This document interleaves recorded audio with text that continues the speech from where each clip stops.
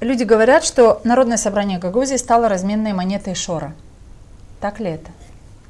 Не ошибаются. Они правильно задают вопрос.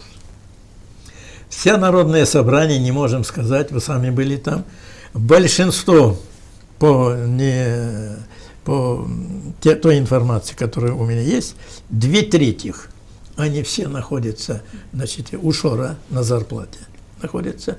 Остальные 1/3, там есть незначительное количество депутатов, которые никак не влияют. Главное, что Константинов и с этим большинством, вот и все.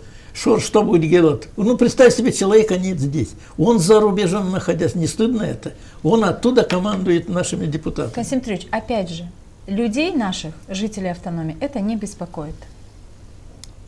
Очень плохо. Очень плохо. Или вы видите другое? Очень жаль, что люди потеряли и веру, и надежду, и ничего, и они просто молчат, не файдаса, никто ничего. Пойти протестовать, не файдаса, ничего. Вот так унизили, поставили на колени всех.